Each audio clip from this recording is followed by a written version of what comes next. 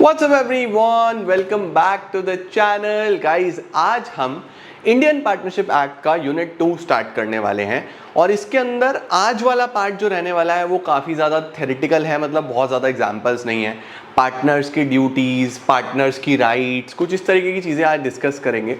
आज मुझे लगता है क्योंकि प्योरली थेरेटिकल है तो बहुत ज़्यादा 1 घंटे का लेक्चर नहीं बनाऊंगा, 30 to 40 मिनट्स में हो जाएगा ये आसानी से। और आपको आज इसको बस रीड करना है। आज वाला पार्ट कुछ लर्न करने वाला नहीं है, जो मैं मोस्ट इंपॉर्टेंट मार्क कराऊंगा बस वो लर्न कर लेना, बाकी रीड करके छोड़ देना चलेगा। इतना इनफ रहेगा। तो चलो जल्दी से चैप्टर नंबर 2 का इंट्रो शुरू करते हैं और यूनिट को आगे बढ़ाते हैं। Let's begin.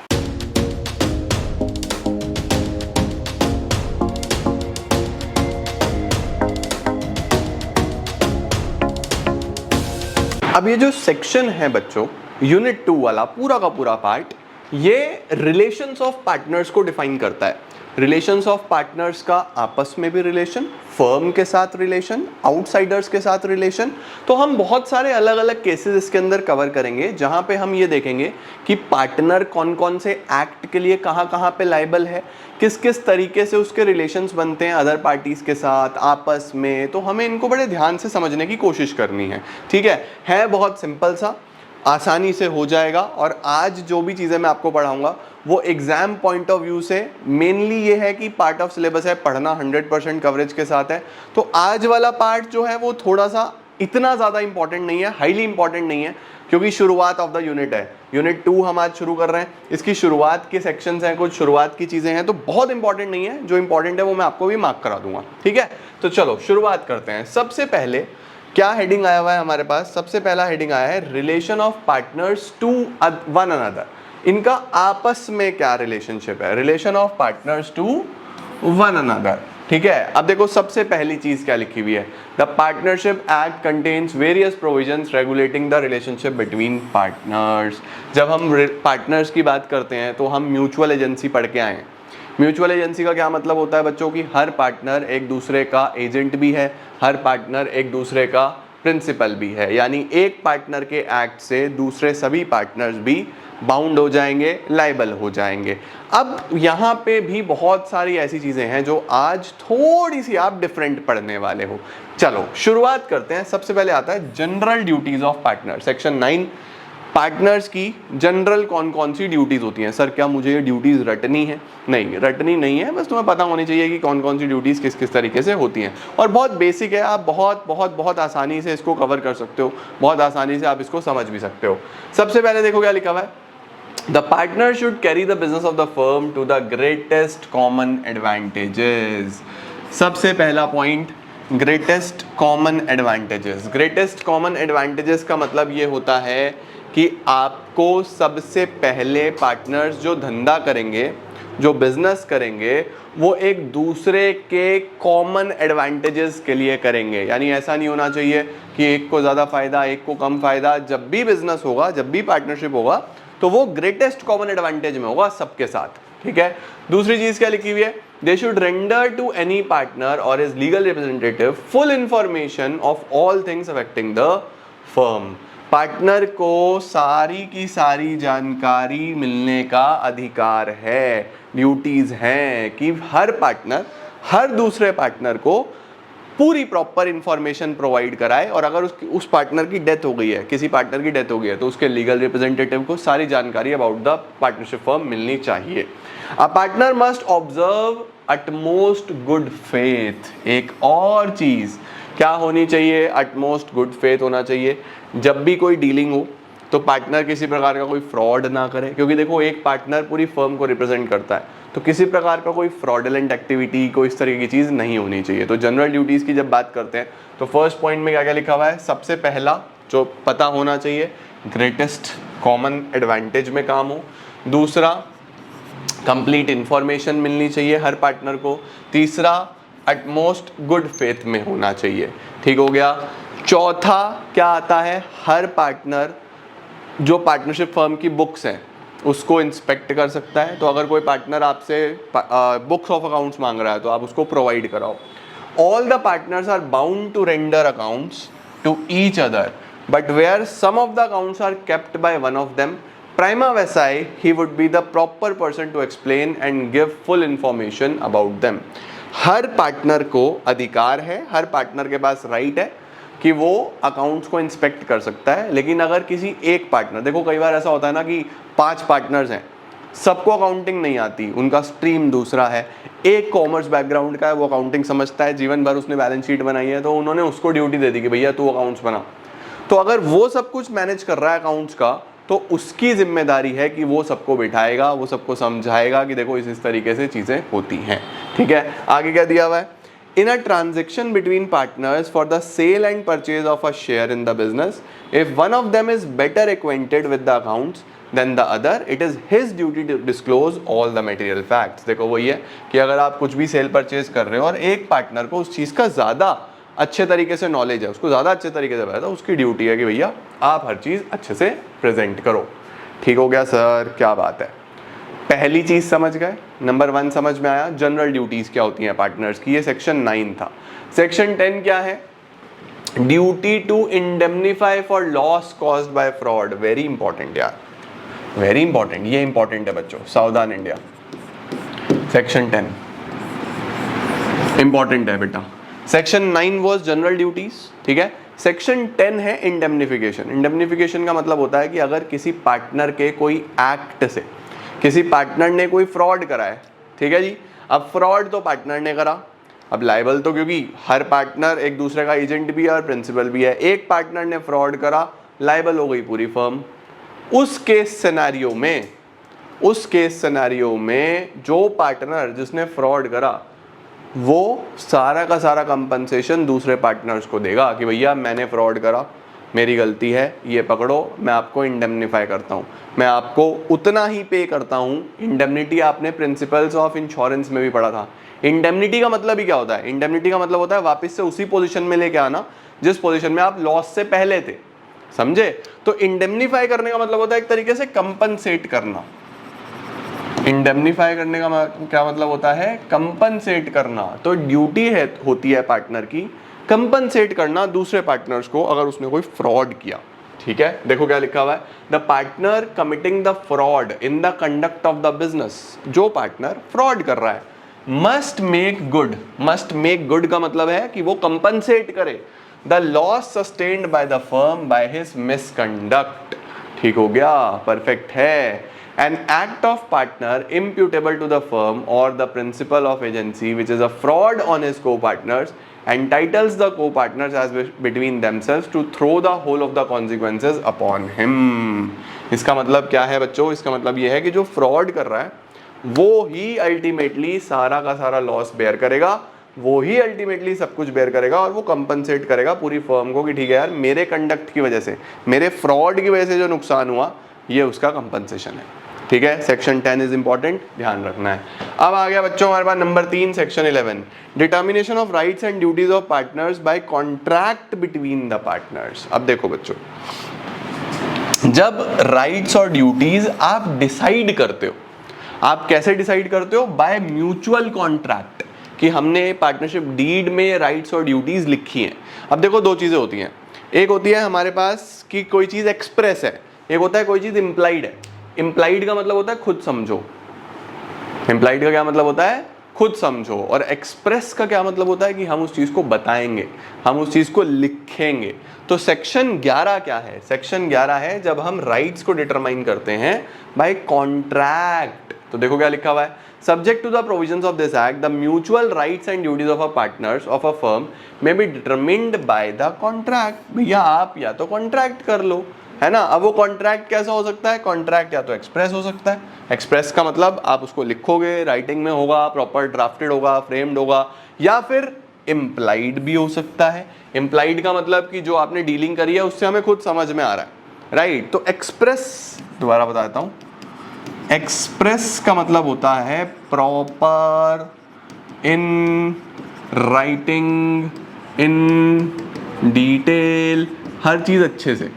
और इम्प्लाइड का क्या मतलब होता है? इम्प्लाइड का मतलब होता है लिखित में नहीं होता, लेकिन बाय कंडक्ट अंडरस्टैंडेबल होता है।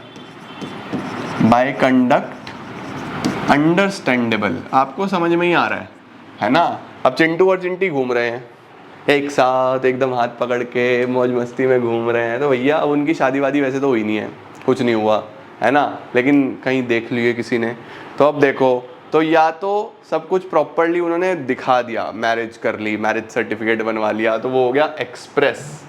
लेकिन कुछ लोग तो उनके कंडक्ट से ही समझ जाएंगे, ओहो चिंटू चिंटी कुछ तो गड़बड़ है, कुछ तो चल रहा है, that is implied by conduct, by behaviour, है ना। सही हो गया बच्चों। तो ये क्या बोल रहा है कि आप अपनी राइट्स और ड्यूटीज या तो आप लिख लो, नहीं लिखोगे तो फिर जो जनरल जो हम पढ़ ही रहे हैं वो चीजें मानी जाएंगी। ठीक हो गया। Such contract may be varied by consent of all the partners as and such consent may be express और may be implied for the course of dealing. जो भी आप कॉन्ट्रैक्ट बनाओगे वो कंसेंट से बनेगा सभी पार्टनर्स की, ठीक है। वो कंसेंट भी एक्सप्रेस हो सकती है या इम्प्लाइड भी हो सकती है। Agreement in restraint of trade notwithstanding anything contained in section 27 of the Indian Contract Act, such contracts may provide that a partner shall not carry on any business other than that of the firm while he is a partner। बहुत बढ़िया। Agreement in restraint of trade, इसका क्या मतलब होता है? इसका सीधा सीधा सा मतलब ये है बच्चों कि एक पार्टनर जिस पर्टिकुलर बिजनेस के लिए पार्टनर है, for example ABC, in 3 partners की एक फर्म है, ठीक है। तो ABC क्या बिजनेस करते हैं वो उनकी पार्टनरशिप डीड में लिखा हुआ है ना, और उनके कंडक्ट से भी आपको पता चलता होगा, भैया किसी की दुकान के बाहर कपड़े टंगे हुए हैं, छोटे बच्चों के शूज टंगे हुए हैं, तो हमें दिख रहा है कि भाई छोटे बच्चों की दुकान है कुछ। तो कोई भी पार्टनर उस पर्टिकुलर एग्रीमेंट में, उस पर्टिकुलर पार्टनरशिप में जिस चीज का बिजनेस है, उस एरिया के बाहर जाके कोई भी एक्ट नहीं करेगा, ये यहां पे बोला गया है। देखो क्या लिखा हुआ है, agreement in restraint of trade notwithstanding anything contained in section 27, ये आप इंडियन कॉन्ट्रैक्ट एक्ट में पढ़ाऊंगा आपको मैं ये। सच कॉन्ट्रैक्ट्स में provide that a partner shall not carry on any business, एक पार्टनर कोई भी ऐसा बिजनेस नहीं करेगा other than that of the firm while he is a partner, जब तक वो पार्टनर है तब तक वो उस तरीके का सिमिलर बिजनेस नहीं करेगा। ठीक हो गया, चलो भाई सही है जी, डन सर, ये भी क्लियर हो गया। इसके बाद क्या है, सेक्शन 12 आ गया जी। अब ये क्या है, the conduct of the business, ये भी आपको पता होना चाहिए बच्चों। कंडक्ट ऑफ द बिजनेस का क्या मतलब है, बिजनेस कैसे चल रहा है, क्या चल रहा है, किस चीज़ का बिजनेस है। अब बिजनेस को समझने के लिए ये सेक्शन दिया हुआ है।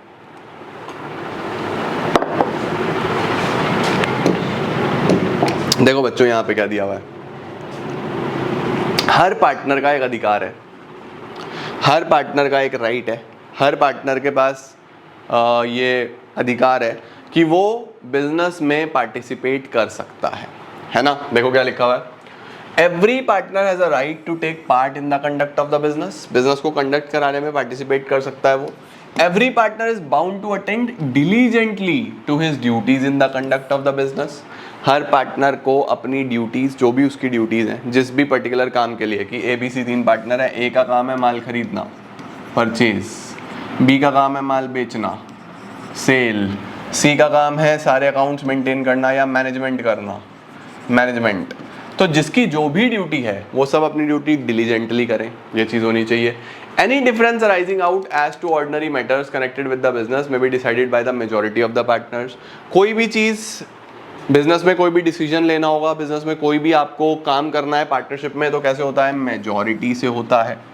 जिस भी तरफ मेजॉरिटी जा रही होगी, 3 में से 2 लोग जिधर एग्री करेंगे वो होगा, but not in every decision. बहुत सारे डिसीजन ऐसे होते हैं जिसमें 100% कंसेंट चाहिए, जैसे एडमिशन ऑफ अ पार्टनर, किसी पार्टनर को एडमिट करना है, ट्रांसफरेबिलिटी ऑफ शेयर्स ट्रांसफर कर रहे हैं, 100% कंसेंट चाहिए बच्चों इनके अंदर।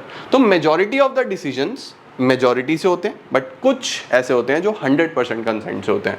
And every partner shall have the right to express his opinion before the matter is decided. इसका मतलब क्या है कि पार्टनर का कंसेंट लेना भी उसका अधिकार है। Every partner has a right to have access and inspect the books of the firms, हर पार्टनर के पास अधिकार है कि वो बुक्स ऑफ द फर्म्स को, बुक्स ऑफ द फर्म का क्या मतलब है कि जो आप अकाउंट्स मेंटेन कर रहे हो, जो आप बुक्स ऑफ अकाउंट्स बना रहे हो, वो उसको इंस्पेक्ट कर सकता है, वो बुक्स चेक कर सकता है, वो देख सकता है पैसा क्या कमा रही है फर्म, क्या नहीं कमा रही है, उसको अधिकार, उसको राइट है। In the event of the death of a partner his legal heir, his legal representative or their authorized agents shall have a right to access and inspect the copy of any books. अगर partner की death हो जाती है, देखो क्या लिखा हुआ है बहुत clearly, in the event of death, partner की डेथ हो जाती है तो फिर बुक्स को क्या उसके लीगल ईयर का मतलब उसके फर्दर लीगल रिप्रेजेंटेटिव या फिर जो भी उसकी नेक्स्ट जनरेशन है, जो भी उसकी फैमिली वाले हैं, क्या वो बुक्स को इंस्पेक्ट कर सकते हैं? बिल्कुल भाई, किसी पार्टनर की डेथ हो गई है तो अब उसका हिसाब किताब तो वही लोग करेंगे, वो लोग करेंगे तो उनको खुद देखना है, पढ़ना है, समझना है कि कितना पैसा उसका बनता है। तो देखो क्या लिखा हुआ है, in the event of death of a partner his hairs or legal representative or their duly authorized agents shall have a right to access and inspect the copy of books. तो देखो यहाँ पे क्या क्या दिया हुआ है, सबसे पहले हर पार्टनर को राइट है कि वो कंडक्ट में पार्टिसिपेट कर सकता है, यानी बिजनेस की जो भी एक्टिविटी है उसमें पार्टिसिपेट करेगा। दूसरा, हर पार्टनर बाउंड है वो अपनी ड्यूटी डिलीजेंटली परफॉर्म करेगा, यानी ईमानदारी से परफॉर्म करेगा। तीसरा, कोई भी डिसीजन होगा तो मेजॉरिटी से होगा, जैसे मेजॉरिटी बोलेगी वैसे होगा। चौथा, हर पार्टनर को राइट है कि वो एक्सेस कर सकता है, इंस्पेक्ट कर सकता है बुक्स ऑफ अकाउंट्स।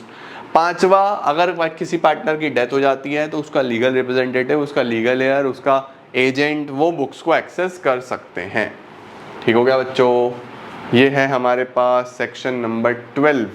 अब ये जो 12 लिखा है इसको आगे डिटेल में ये चीज़ें बता रहा है। जो सेक्शन 12 था ना, अभी आपने पॉइंट्स पढ़े, 5 पॉइंट्स पढ़े, उन पांचों को अब डिटेल में 1 बाय 1 ये डिस्कस करेंगे।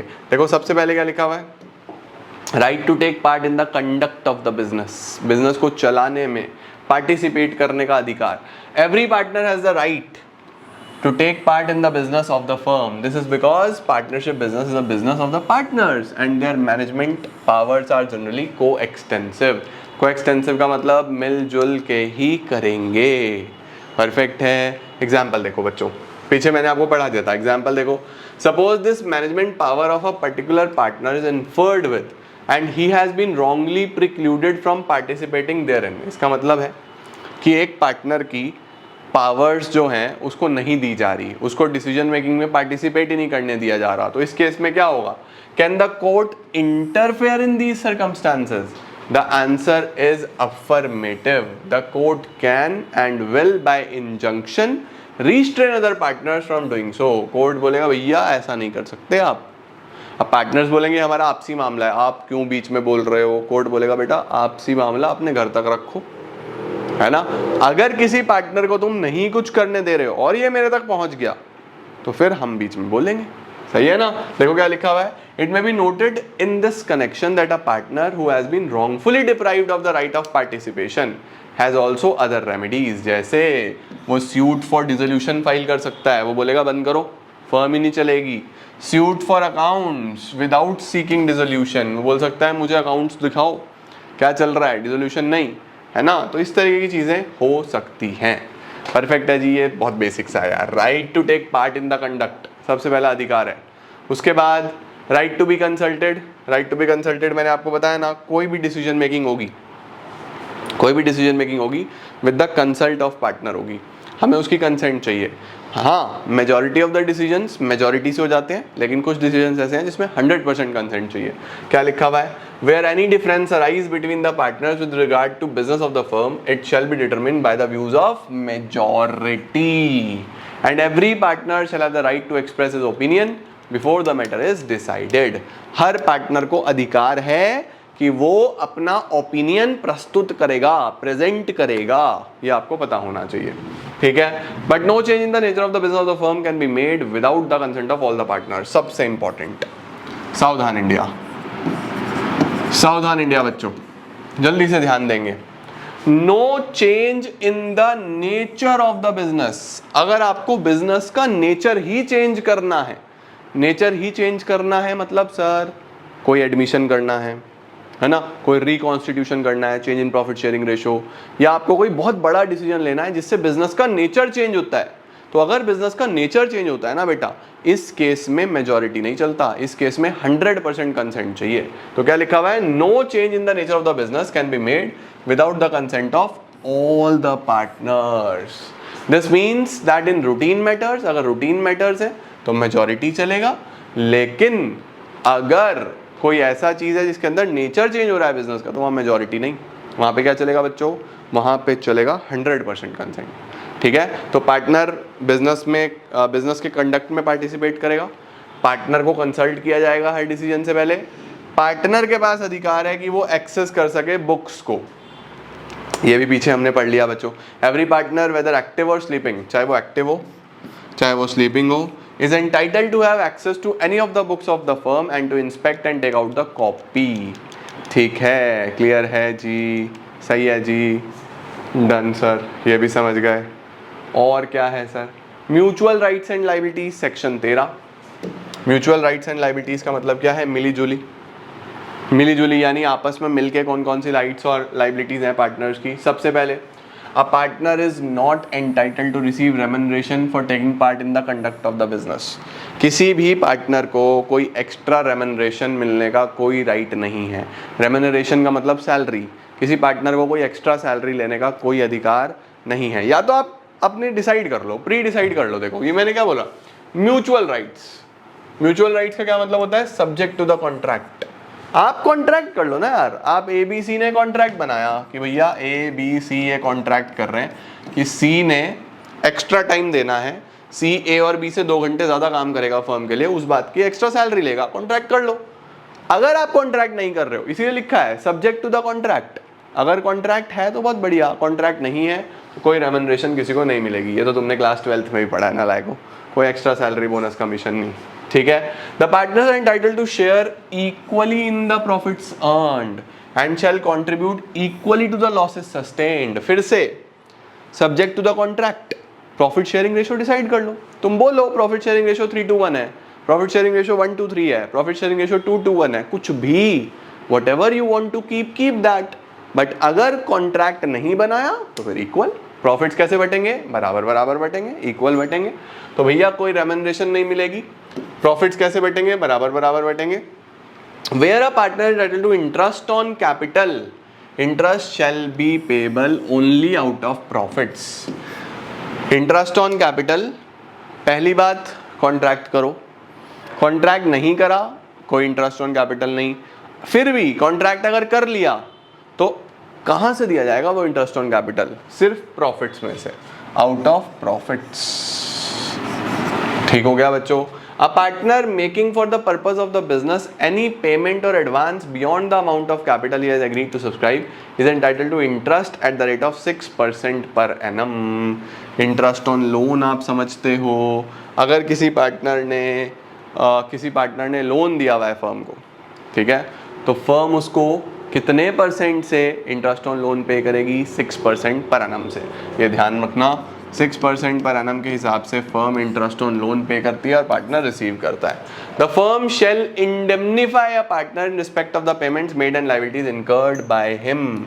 अगर किसी पार्टनर ने फर्म का कोई खर्चा पे करा है, फर्म की कोई लायबिलिटी पे करी है, दोबारा से सुनो मेरी बात को, किसी पार्टनर ने यानी कि चिंटू ने फर्म का कोई खर्चा पे करा है, फर्म की कोई लायबिलिटी पे करी है, तो फर्म उसको इंडेमनिफाई करेगी यानी कंपनसेट कर देगी।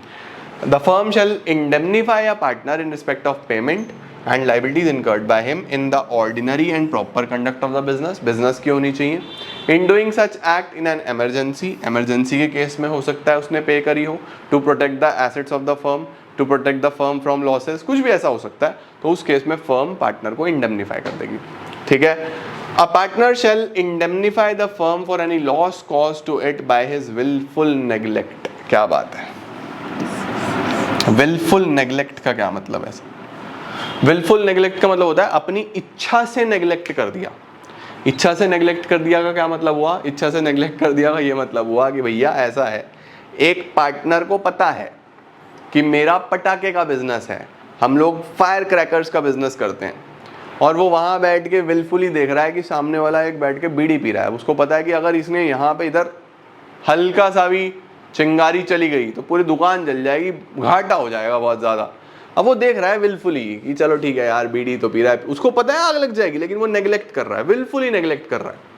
तो फिर उस केस में अगर कोई घाटा हो जाता है तो उसके लिए पार्टनर लायबल हुआ या नहीं हुआ? देखो विलफुली नेग्लेक्ट कर रहा है, या तो उसको पता ना हो, ठीक है ना, अब देखो कई बार ऐसा होता है कि पार्टनर्स बोल देते हैं चल ठीक है यार, इंसान है, गलती हो गई, कोई बात नहीं, सबसे हो जाती है, तेरे से भी हो गई, बट फिर भी आप विलफुली नेग्लेक्ट कर रहे हो यार, वो नहीं चलेगा, उसके लिए पार्टनर लायबल है। तो क्या लिखा है देखो, a partner shall indemnify the firm for any loss cause to it by his wilful neglect in the conduct of the business of the firm. चलो सर, ये भी समझ में आया। उसके बाद क्या आ रहा है, अब आ रहा है हमारे पास right to remuneration, section 13। Section 13 के अब सब पार्ट्स आ रहे हैं बच्चों। ये हमारे पास सेक्शन 13 था ना, सेक्शन 13 में देखो रेम्यूनरेशन हो गया, फिर प्रॉफिट्स एंड लॉसेस की बात हो गई, इंटरेस्ट की बात हो गई, अब इसके सब पार्ट्स बनाएगा ये। देखो क्या बन रहा है, सबसे पहले राइट टू रेम्यूनरेशन पढ़ाई दिया मैंने आपको, किसी को एक्स्ट्रा रेम्यूनरेशन लेने का कोई अधिकार नहीं है। No partner is entitled to receive any remuneration in addition to his share in the profits of the firm. ठीक है, perfect. Right to share profits, profits कैसे बंटने चाहिए, बराबर बराबर बंटने चाहिए। Partners are entitled to share equally in the profits earned and to contribute equally in the losses sustained by the firm. उसके बाद interest on capital, interest on capital के लिए भी मैं आपको बता चुका हूँ, बिना कॉन्ट्रैक्ट के, बिना एग्रीमेंट के कोई इंटरेस्ट ऑन कैपिटल नहीं, अगर है तो फिर आउट ऑफ प्रॉफिट्स। ठीक है, क्या लिखा है, the following elements must be there before a partner can be entitled to interest on money brought by him. सबसे पहले एन एक्सप्रेस एग्रीमेंट, इसका मतलब बच्चों एग्रीमेंट होना जरूरी है। बिना एग्रीमेंट के, बिना कॉन्ट्रैक्ट के, पार्टनरशिप डीड में जब तक नहीं लिखा तब तक इंटरेस्ट नहीं मिलेगा, तो सबसे पहले तो वो होना जरूरी है। दूसरा, एनी ट्रेड और custom to that effect. Trade और कस्टम का क्या मतलब होता है बच्चों, ट्रेड कस्टम का मतलब होता है कि पहले से चलता आ रहा है। लेट सपोज फॉर एग्जांपल ए और बी पार्टनर्स थे, उन्होंने कैपिटल लगाया हुआ था, उनको इंटरेस्ट ऑन कैपिटल मिल रहा था। सी अभी एक न्यू पार्टनर आया, सी अभी एक न्यू पार्टनर आया, इसने भी पैसा लगाया। जब सबको पैसा मिल रहा था, ए और बी ने इंटरेस्ट ऑन कैपिटल ले लिया, सी ने भी इंटरेस्ट ऑन कैपिटल मांगा। सी ने इंटरेस्ट ऑन कैपिटल मांगा तो ए और बी ने डिनाई कर दिया। ए और बी ने बोला भैया नहीं, डीड में नहीं लिखा हुआ आपका, आपको नहीं मिलेगा। अब पॉज करो और बताओ क्या सी को भी इंटरेस्ट ऑन कैपिटल मिलना चाहिए? बढ़िया सवाल है, पॉज करो और लिखो कमेंट सेक्शन में, क्या सी को भी इंटरेस्ट ऑन कैपिटल मिलना चाहिए? द आंसर इज यस बेटा, आंसर इज यस। क्या लिखा है कि भैया या तो एक्सप्रेस एग्रीमेंट हो लिखा हो या फिर कोई ट्रेड कस्टम हो। ट्रेड कस्टम का मतलब होता है कि कोई चीज चली आ रही है, ए और बी को मिल रहा है तो इसको भी मिलना चाहिए। भाई ये पार्टनर है तो ये भी तो पार्टनर है, मिलेगा इसको भी। ठीक है, और a statutory provision which entitles him to such interest, या कोई लॉ का प्रोविजन हो, है ना, जैसे इंटरेस्ट ऑन लोन पे प्रोविजन है कि 6% मिलेगा ही मिलेगा, इंटरेस्ट ऑन लोन फर्म को पे करना पड़ेगा 6%, तो हो सकता है। तो इंटरेस्ट ऑन कैपिटल के लिए या तो एक्सप्रेस एग्रीमेंट हो, या फिर कोई ट्रेड कस्टम हो, या फिर कोई स्टैट्यूट हो, कोई लॉ में ऐसी चीज़ लिखी हो, मिल जाएगा। ठीक है जी, perfect sir. Interest on advances, interest on advances की मैं बात कर चुका हूँ, या तो आप एग्रीमेंट बना लो, एग्रीमेंट नहीं है तो 6% के हिसाब से बच्चों। ठीक है, उसके बाद right to be indemnified. Right to be indemnified का क्या मतलब होता है कि हर पार्टनर अगर फर्म के बिहाफ पे कोई खर्चा पे करता है, कोई फर्म की लाइबिलिटी पे करता है, फर्म को बचाने के लिए कुछ एक्सपेंसेस करता है, किसी इमरजेंसी में कोई खर्चा करता है, तो उसको वो पैसा वापस मिलना चाहिए। कौन इंडेमनिफाई करेगा? फर्म इंडेमनिफाई करेगी। Every partner has the right to be indemnified by the firm in respect of payments made and liabilities incurred by him in the ordinary and proper conduct of the business. ठीक है sir. Right to indemnify the firm, right to indemnify the firm का क्या मतलब है कि अगर उसका कोई विलफुल नेग्लेक्ट हुआ है तो फिर उसको भी फर्म को इंडेमनिफाई करना है। A partner must indemnify the firm for any loss caused to it by the wilful neglect. ये इंपॉर्टेंट है बच्चों, 13F southern India, wilful neglect ध्यान रखना, इस केस में पार्टनर फर्म को इंडेमनिफाई करेगा। ओके सर, समझे, क्लियर हुआ। इसके बाद आ रहा है बच्चों हमारे पास पार्टनरशिप प्रॉपर्टी, सेक्शन 14। पार्टनरशिप की प्रॉपर्टी किसको बोलते हैं? Application of the property, personal profit earned bye partners. Personal profit earned bye partners का क्या मतलब होता है? प्रॉपर्टी से पहले ये पढ़ा देता हूँ। Personal profit earned bye partners का मतलब होता है बच्चों, पर्सनल प्रॉफिट ही बोला ना मैंने personal profit earned by the partners. Personal profit earned bye partners का मतलब ये होता है बच्चों कि अगर कोई पार्टनर चुपचाप कोई प्रॉफिट कमा ले, चुपचाप कोई प्रॉफिट कमा ले, पर्सनल प्रॉफिट कमा ले, तो फिर उस केस में वो प्रॉफिट उसको सभी के सामने प्रेजेंट करना पड़ेगा, फर्म में लेके आना पड़ेगा और सबके साथ बांटना पड़ेगा। यानी ऐसा नहीं चलेगा कि ABC 3 पार्टनर्स हैं, B और C अभी आए नहीं हैं, A दुकान पे आ गया सुबह सुबह और चुपचाप उसने कुछ प्रॉफिट कमा के जेब में डाल लिया, पर्सनल प्रॉफिट। ऐसा नहीं चलेगा भैया। देखो क्या लिखा हुआ है, according to section 16 subject to contract between the partners. अगर कोई ऐसा कॉन्ट्रैक्ट है तो ठीक है, लेकिन अगर कॉन्ट्रैक्ट नहीं है तो if a partner derive any profit for himself, अगर वो अपने लिए कोई पर्सनल प्रॉफिट कमा लेता है for any transaction of the firm, किसकी ट्रांजेक्शन से, फर्म की ट्रांजेक्शन से, और from the use of property और बिजनेस ऑफ द फर्म, जिसमें उसने बिजनेस यूज करा हो फर्म का, प्रॉपर्टी यूज करी हो फर्म की, he shall account for that profit and pay it into the firm, वो रख नहीं सकता। इसका मतलब no partner is allowed to make any personal profit from the firm's property, from the firm's business, from the firm's name। 3 चीज याद रखना बच्चों, क्या क्या, फर्म की प्रॉपर्टी, फर्म का बिजनेस, फर्म का नाम। कोई भी पार्टनर इन तीनों को यूज करते हुए प्रॉफिट नहीं बना सकता अपने लिए। बना लिया तो लेके आ जाओ भैया फर्म में, वो सब में बटेगा, ठीक है ना। Next, if a partner carries on any business of the same nature as and competing with the firm, he shall account for and pay the firm all the profits made by him in that business। इसका क्या मतलब हुआ sir?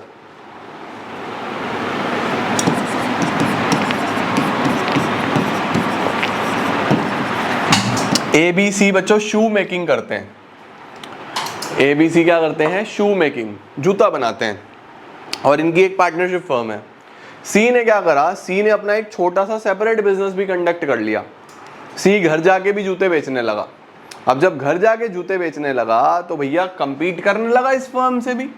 ये घर चिंटू चालाक तो है ही, यहाँ से काम सीखा, रिसोर्सेज देखे, घर जाके घर से भी बेचने लगा जूते।